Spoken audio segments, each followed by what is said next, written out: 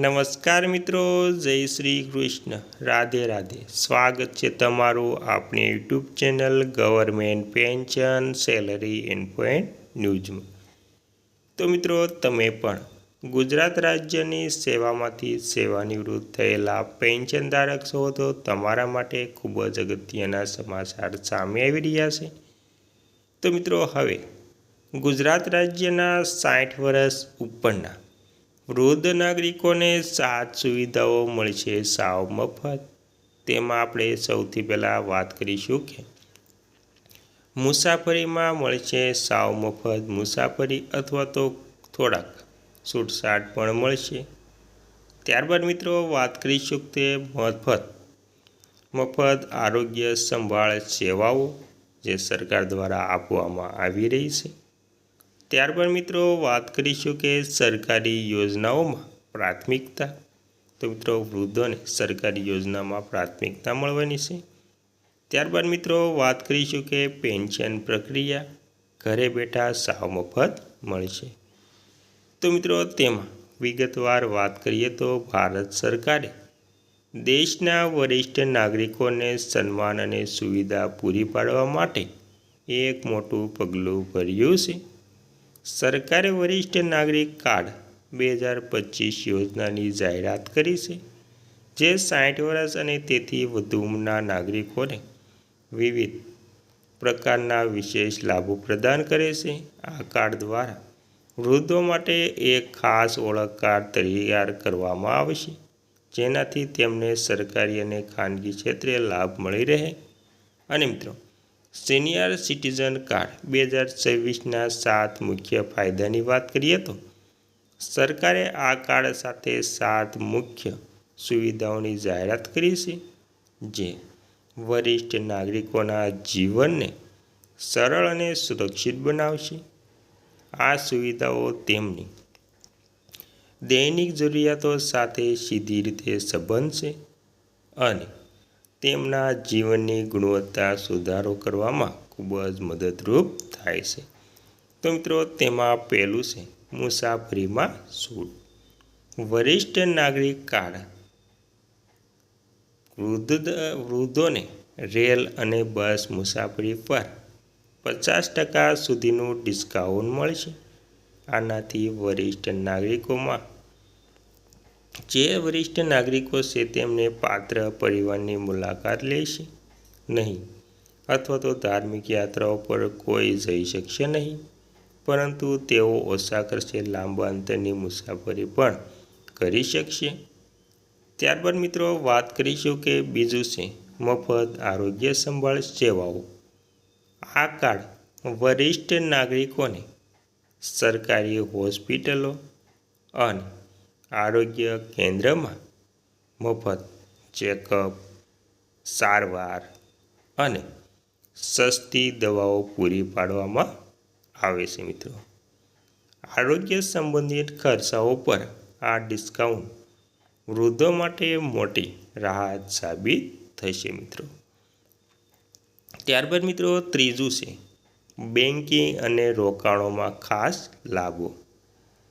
તો મિત્રો, સરકારે બેન્કોને વરિષ્ઠ નાગરિકો માટે ખાસ સેવા કાઉન્ટર સ્થાપનાનો નિર્દેશ આપ્યો છે. વધુમાં ડિસ્કાઉન્ટ ફિક્સ્ડ ડિપોઝિટ એટલે કે એફડી અને અન્ય રોકાણ યોજનાઓ પર વધારાના વ્યાજ દરો ઓફર કરવામાં આવશે, જેનાથી તેઓ તેમની બચત પર વધુ વળતર મેળવી શકે. મિત્રો, ચોથું છે સરકારી યોજનાઓમાં પ્રાથમિકતા. તો મિત્રો, વરિષ્ઠ નાગરિક કાર્ડ ધારકોને વિવિધ સરકારી કલ્યાણકારી યોજનાઓમાં પ્રાથમિકતા અને વિશેષ ક્વોટા મળશે. આનાથી તેઓ પેન્શન, આવાસ અને અન્ય લાભો ઝડપથી મેળવી શકશે. મિત્રો, ત્યારબાદ મિત્રો પાંચમું છે પેન્શન પ્રક્રિયામાં પારદર્શિતા. વૃદ્ધાવસ્થામાં પેન્શન યોજનાઓ માટેની પ્રક્રિયાને સરળ અને પારદર્શક બનાવવામાં આવશે. કાર્ડ ધારકોને સમયસર પેન્શન સંબંધિત સેવાઓ મળશે, જેનાથી વિલંબ અથવા તો ભ્રષ્ટાચારથી શક્યતા ઓછી થશે. આવી રીતે પ્રક્રિયા થશે. ત્યારબાદ મિત્રો 6થું છે ડિજિટલ સાક્ષરતા તાલીમ. સરકાર વરિષ્ઠ નાગરિકોને ડિજિટલ રીતે સશક્ત બનાવવા માટે ડિજિટલ તાલીમ કાર્યક્રમ પણ શરૂ કરી રહી છે. આ તેમના મોબાઈલ ફોન, ઇન્ટરનેટ બેન્કિંગ અને ઓનલાઈન સરકારી સેવાનો ઉપયોગ કેવી રીતે કરવો તે શીખવે છે. તો મિત્રો 6માં ડિજિટલ સાક્ષરતાની જે સાક્ષરતા છે તેને તાલીમ ખૂબ જ ઇન્ટરનેટ, મોબાઈલ કે ઓનલાઈન સરકારી સેવાઓને ખૂબ જ રીતે ઉપયોગી થાય છે મિત્રો. 7મું છે સામાજિક સુરક્ષા અને વિશેષ સહાય. તો મિત્રો આધાર કાર્ડની વીમા યોજનાઓ, કટોકટી સહાય અને હેલ્પલાઇન જેવી સેવાઓનો પણ લાભ મળશે, જે કોઈ પણ મુશ્કેલ પરિસ્થિતિમાં તાત્કાલિક સહાય પૂરી પાડશે મિત્રો. તો મિત્રો આમ 7 લાભો તમામ વૃદ્ધ પેન્શનરો અને વૃદ્ધ પેન્શનરોને સિનિયર સિટીઝન કાર્ડ એટલે કે વરિષ્ઠ કાર્ડ પણ મળે છે. તો મિત્રો સિનિયર સિટીઝન કાર્ડ 2026 માટેની અરજી પ્રક્રિયાની વાત કરીએ તો સરકારે કાર્ડ માટે અરજી પ્રક્રિયા અત્યંત સરળ અને ડિજિટલ બનાવી છે, જેનાથી દરેક અરજી કરવાનું સરળ બન્યું છે.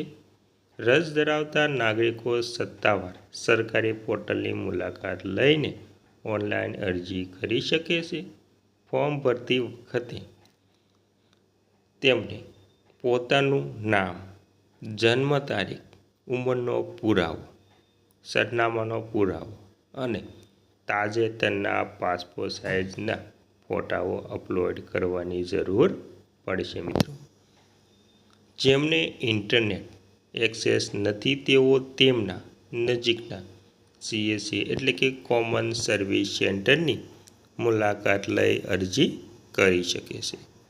અરજી સબમિટ કર્યા પછી દરેક અરજદારને એક અન્ય નોંધણી નંબર પણ પ્રાપ્ત થશે, જેનો ઉપયોગ તેમના કાર્ડની સ્થિતિને ટ્રેક કરવા માટે થઈ શકે છે.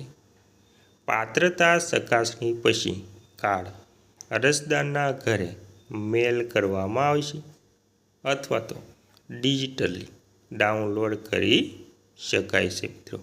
તો મિત્રો આ હતી વૃદ્ધ લોકો માટે ખૂબ જ અગત્યની માહિતી. આવી માહિતી માટે આપણી ચેનલને સબસ્ક્રાઈબ કરી લેજો. Thank you. આભાર. જય હિન્દ, જય ભારત મિત્રો.